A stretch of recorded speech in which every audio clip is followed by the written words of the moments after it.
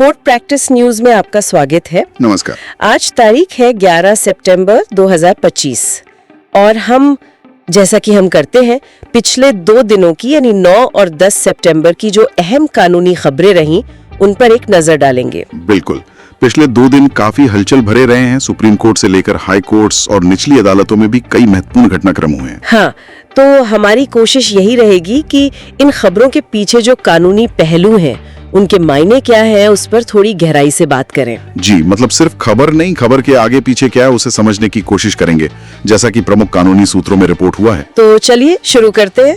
सबसे पहले supreme court की तरफ चलते हैं। एक बड़ा संवैधानिक सवाल फिर से उठा है। हाँ, ये राज्यपाल और राष्ट्रपति द्वारा बिलों पर सहमति देने की समय सीमा वाला मामला। केंद्र सरकार का तर्क है कि राज्यपाल सरकार के नौकर नहीं है, उनका पद स्वतंत्र संवैधानिक है। और इसी पर सीजेआई ने एक बहुत ही तीखा सवाल पूछा है ना, कि अगर राज्यपाल सालों तक बिल पर बैठे रहें तो क्या ये झूठा अलार्म कहा जा सकता है? हाँ, ये सवाल अपने आप में बहुत कुछ कहता है। मतलब ये सिर्फ एक तकनीकी या प्रक्रियात्मक बात नहीं रह जाती फिर। बिल्कुल नहीं, ये सीधे सीधे विधायी प्रक्रिया की रफ्तार, केंद्र राज्य संबंध और राज्यपाल की शक्तियों की सीमा, इन सब पर असर डालता है। क्या उनकी कोई जवाबदेही है या नहीं, खासकर जब वो चुनी हुई सरकार के फैसलों पर बैठे हो। तो इसका जो भी नतीजा आएगा वो काफी अहम होगा। निश्चित रूप से ये भविष्य के लिए एक नजीर बन सकता है। अच्छा, जवाबदेही की बात चली रही है तो सुप्रीम कोर्ट की एक और टिप्पणी बहुत अहम है। कौन सी? कभी कभी जांच करने वालों की भी जांच होनी चाहिए। ये कहते हुए कोर्ट ने पूर्व सीबीआई अधिकारियों और एक पूर्व दिल्ली पुलिस कमिश्नर के खिलाफ एफआईआर के निर्देश को सही ठहराया है। हाँ, ये नीरज कुमार जी वाला मामला है शायद, और कुछ सीबीआई अफसर भी। ये फैसला बहुत महत्वपूर्ण है। क्यों? मतलब जांच क्यों जरूरी है? देखिए, ये एक शक्ति के संतुलन और जवाबदेही का सिद्धांत है। जांच एजेंसियां, खासकर सीबीआई या पुलिस, इनके पास काफी शक्ति होती है, तो ये जरूरी है कि वो अपनी शक्ति का दुरुपयोग न करें। ये फैसला एक तरह से कानून के शासन को मजबूत करता है। लेकिन क्या इससे मतलब जांच अधिकारी थोड़े हिचकिचाएंगे नहीं मुश्किल केस लेने से? ये एक चिंता हो सकती है, और यहीं पे संतुलन साधना होता है। उद्देश्य ईमानदार अधिकारियों को डराना नहीं है, बल्कि ये सुनिश्चित करना है कि प्रक्रिया निष्पक्ष रहे, पावर का गलत इस्तेमाल ना हो। ठीक है। अब एक और मामला जो अक्सर सुर्खियों में रहता है, व्यक्तिगत स्वतंत्रता बनाम राष्ट्रीय सुरक्षा। उमर खालिद की जमानत याचिका। जी, दिल्ली दंगों से जुड़ा मामला। दिल्ली हाई कोर्ट से अर्जी खारिज होने के बाद अब वो सुप्रीम कोर्ट पहुंचे हैं। और यहाँ फिर से यूएपीए कानून चर्चा में आ जाता है। हाँ, गैर कानूनी गतिविधियां रोकथाम अधिनियम, इसके तहत जमानत मिलना काफी मुश्किल होता है। कानून की शर्तें बहुत सख्त हैं। तो कोर्ट को क्या देखना होता है ऐसे मामलों में? कोर्ट को प्रथम दृष्टया ये देखना होता है कि क्या आरोपी के खिलाफ लगाए गए आरोप सही लगते हैं या नहीं। ये एक बहुत ही महीन संतुलन साधने वाली बात है। एक तरफ व्यक्ति की आजादी है, दूसरी तरफ देश की सुरक्षा की चिंता। देखते हैं सुप्रीम कोर्ट का क्या रुख रहता है इस पर। जी, ये यूएपीए के तहत जमानत के मापदंडों को और स्पष्ट कर सकता है। अच्छा, सुप्रीम कोर्ट ने एक और बहुत ही महत्वपूर्ण गाइडलाइन दी है झूठे बलात्कार के मामलों को रद्द करने के लिए। हाँ, ये 4 चरणीय परीक्षण वाली बात। एक मामले को रद्द करते हुए ये सिद्धांत दिया गया। ये क्यों जरूरी समझा गया? देखिए, बलात्कार बहुत ही घिनौना अपराध है, इसमें कोई शक नहीं, पर कभी कभी दुर्भाग्य से इस कानून का दुरुपयोग भी होता है व्यक्तिगत रंजिश निकालने के लिए। तो ये परीक्षण कैसे मदद करेगा? इसमें कोर्ट देखेगी कि शिकायत कब दर्ज हुई, मेडिकल सबूत क्या कहते हैं, क्या कहानी विश्वसनीय लगती है, कोई बाहरी कारण तो नहीं दिख रहा। इससे मतलब जो साफ तौर पर झूठे या दुर्भावनापूर्ण मामले हैं उन्हें शुरुआती दौर में ही खत्म किया जा सकेगा। लेकिन इसका एक दूसरा पहलू भी है। कहीं ऐसा तो नहीं कि असली पीड़ितों के लिए और मुश्किल हो जाए? ये एक वाजिब चिंता है, इसीलिए इसे बहुत सावधानी से लागू करना होगा। मकसद न्याय के दरवाजे बंद करना नहीं, बल्कि न्यायिक प्रक्रिया का दुरुपयोग रोकना है। संवेदनशीलता बहुत जरूरी होगी। सही कहा। अच्छा, एक फैसला आरक्षण नीति से भी जुड़ा है। हाँ, ये भी काफी दिलचस्प है कि अगर कोई आरक्षित श्रेणी का उम्मीदवार है, उसने कोई छूट ली है जैसे शारीरिक मापदंड में, जी, तो भी वो सामान्य श्रेणी की सीट के लिए योग्य हो सकता है अगर वो सामान्य श्रेणी का कट ऑफ पार कर लेता है और नियमों में मनाही नहीं है। पहले ये माना जाता था कि छूट ली तो सिर्फ आरक्षित कोटे में ही रहेंगे। हाँ, अक्सर ये बहस होती थी, लेकिन कोर्ट ने कहा कि अगर नियम स्पष्ट रूप से नहीं रोकते तो मेरिट के आधार पर उसे सामान्य श्रेणी में जाने से नहीं रोका जा सकता। ये योग्यता और सकारात्मक कार्रवाई दोनों को साधने की कोशिश है।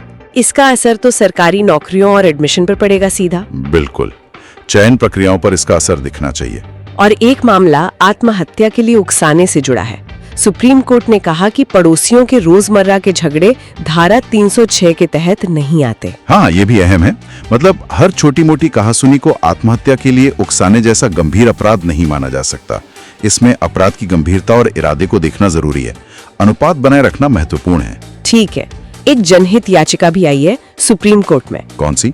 भारत पाकिस्तान T20 मैच रद्द करने की मांग को लेकर, हाल के आतंकी हमले के मद्देनजर। अच्छा, ये खेल, राजनीति और राष्ट्रीय भावनाएं ये अक्सर आपस में टकराती हैं। देखना होगा कोर्ट इस पर क्या कहता है। और पश्चिम बंगाल चुनाव के बाद हुई हिंसा के एक मामले में सुप्रीम कोर्ट ने बलात्कार पीड़िता की गवाही में देरी पर ट्रायल कोर्ट पर सवाल उठाए हैं। जी, कोर्ट ने चिंता जताई कि ऐसी देरी से न्याय प्रक्रिया कमजोर होती है, आरोपी को सबूत मिटाने का मौका मिल सकता है। त्वरित न्याय की जरूरत पर जोर दिया गया। बिल्कुल। एक और बिंदु FIR दर्ज करने को लेकर सुप्रीम कोर्ट ने दोहराया है। हाँ, कि अगर जानकारी से प्रथम दृष्टया संज्ञेय अपराध का पता चलता है तो पुलिस को FIR दर्ज करनी ही होगी। उन्हें तुरंत सच्चाई की जांच करने की जरूरत नहीं है। ये तो CRPC धारा 154 का स्थापित सिद्धांत है। जी बिल्कुल, ये उसी की पुष्टि है ताकि जांच बिना देरी के शुरू हो सके। और अंत में सुप्रीम कोर्ट से ही CJI गवई की एक टिप्पणी। उन्होंने पड़ोसी देशों, खासकर नेपाल की अस्थिरता का जिक्र करते हुए कहा कि हमें अपने संविधान पर गर्व होना चाहिए। ये एक महत्वपूर्ण अवलोकन है। हमारे संविधान ने जो स्थिरता और ढांचा दिया है वो वाकई सराहनीय है, खासकर जब हम अपने आसपास की उथल-पुथल देखते हैं। चलिए अब जरा हाई कोर्ट्स की तरफ चलते हैं। बॉम्बे हाई कोर्ट ने एल्गार परिषद मामले में जेल अधिकारियों को कड़ी फटकार लगाई है। हाँ, ये रमेश केशवर वाला मामला।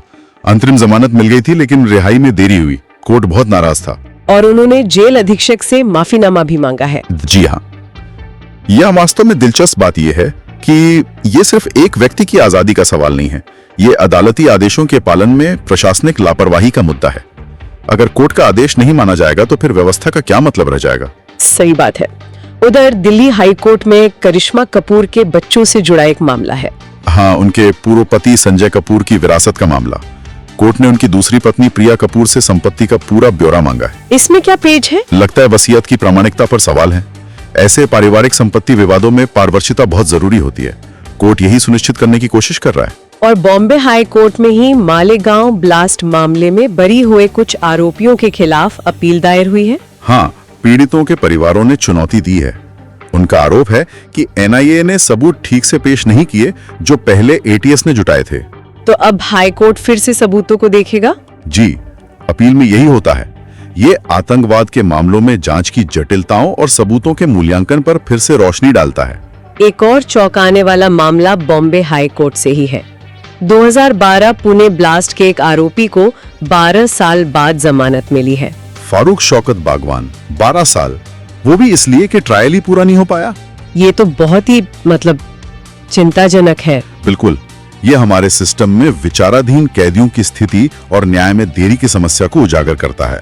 12 साल बिना दोष सिद्धि के जेल में, ये अनुच्छेद 21 का उल्लंघन है। दिल्ली हाई कोर्ट ने LG के एक नोटिफिकेशन पर सवाल उठाया है, वर्चुअल गवाही से जुड़ा हुआ। हाँ, कि क्या पुलिस थानों को गवाही के लिए वर्चुअल माध्यम के तौर पर नामित करना सही है? कोर्ट जानना चाहता है कि क्या इससे निष्पक्ष सुनवाई प्रभावित होगी। टेक्नोलॉजी का इस्तेमाल और उसके कानूनी पहलू। जी, ये हमेशा एक संतुलन का काम होता है। अच्छी खबर भी है बॉम्बे हाई कोर्ट के लिए, नए कॉम्प्लेक्स के लिए फंड मंजूर हुए हैं। हाँ, महाराष्ट्र सरकार ने 3,750 करोड़ रुपए दिए हैं बांद्रा में नए कोर्ट कॉम्प्लेक्स के लिए। ये न्यायिक बुनियादी ढांचे के लिए एक बड़ा कदम है। उम्मीद है इससे काम में तेजी आएगी। और बॉम्बे हाई कोर्ट के 6 अतिरिक्त जज स्थायी भी हो गए हैं। जी, केंद्र सरकार ने नियुक्ति को मंजूरी दे दी है। इससे जजों की कमी कुछ हद तक पूरी होगी। अब कुछ निचली अदालतों और दूसरे कानूनी डेवलपमेंट्स पर आते हैं। एक बड़ा ही अनोखा मामला दिल्ली से। कौन सा? एक पत्रकार पर जुर्माना लगा दिया गया सिर्फ इसलिए कि उन्होंने किसी के ट्वीट को लाइक किया था। हाँ, NDTV की गार्गी रावत पर 10,000 रुपए का हर्जाना। अभिजीत अय्यर मित्रा के खिलाफ एक कथित मानहानिकारक ट्वीट को लाइक करने पर। ये तो इसके क्या मायने हैं? क्या लाइक करना भी मानहानि हो सकता है? ये बहुत बड़ा सवाल है। सोशल मीडिया पर एक लाइक का कानूनी मतलब क्या है? क्या ये उस कंटेंट का समर्थन माना जाएगा? इस पर अभी कानून बहुत स्पष्ट नहीं है, लेकिन ये फैसला भविष्य के लिए एक मिसाल बन सकता है। ऑनलाइन दुनिया की जिम्मेदारियों पर ये एक नई बहस छेड़ेगा। वाकई पुणे की अदालत में सावरकर मानहानि मामले में राहुल गांधी की व्यक्तिगत उपस्थिति की मांग की गई है। हाँ, ये विनायक सावरकर के रिश्तेदार सत्याकी सावरकर ने अर्जी दी है। ये दिखाता है कि मानहानि के मामलों में खासकर जब राजनीतिक हस्तियां शामिल हों तो कानूनी प्रक्रियाएं कैसे चलती हैं। और मुंबई में क्रिकेटर पृथ्वी शॉ पर भी जुर्माना लगा है। हाँ, 100 रुपए का। इन्फ्लुएंसर सपना गिल वाले मामले में जवाब दाखिल करने में देरी के लिए। जुर्माने तो सांकेतिक है।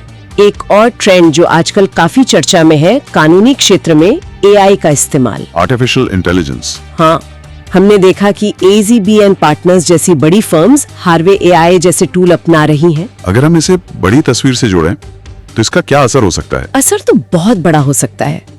AI कानूनी रिसर्च में, डॉक्यूमेंट्स की समीक्षा करने में, यहाँ तक कि केस का विश्लेषण करने में भी क्रांति ला सकता है। वकीलों का समय बच सकता है, वो ज्यादा जटिल कामों पर फोकस कर सकते हैं। शायद कानूनी सलाह सस्ती भी हो जाए। हो सकता है, लेकिन इसके साथ चुनौतियां भी हैं। नैतिकता की, सटीकता की, डेटा गोपनीयता की। क्या AI में मानवीय पूर्वाग्रह आ सकते हैं? मतलब ये दो धारी तलवारें। बिल्कुल, ये एक बहुत शक्तिशाली उपकरण बन सकता है, लेकिन इसे सावधानी से और नियमों के साथ ही इस्तेमाल करना होगा। मानवीय विवेक और निर्णय लेने की क्षमता को ये पूरी तरह से रिप्लेस नहीं कर सकता, कम से कम अभी तो नहीं। तो कुल मिला के पिछले 2 दिनों में कानूनी दुनिया में काफी कुछ हुआ है। संवैधानिक व्याख्याओं से लेकर आपराधिक न्याय प्रक्रिया, व्यक्तिगत स्वतंत्रता और अब तकनीकी दखल तक। हाँ, और कई मुद्दे बार बार सामने आए हैं। जवाबदेही, पारदर्शिता, न्याय में देरी और बदलती तकनीक के साथ तालमेल बिठाने की चुनौती। ये दिखाता है कि कानून लगातार विकसित हो रहा है। हाँ जी, समाज के साथ साथ। और आपने AI की बात की तो एक सवाल मन में आता है, जैसे जैसे तकनीकी कानूनी प्रक्रियाओं में और गहराई से जुड़ेगी, हम ये कैसे सुनिश्चित करेंगे कि पारदर्शिता बनी रहे और मानवीय निरीक्षण का सही संतुलन हो? ये वाकई एक अहम सवाल है। तकनीक सहायक होनी चाहिए, मालिक नहीं। इस पर आने वाले समय में निश्चित रूप से और बहस और विचार विमर्श की जरूरत होगी। बिल्कुल। तो आज के इस विश्लेषण में इतना ही। कोर्ट प्रैक्टिस न्यूज सुनने के लिए आपका धन्यवाद। धन्यवाद।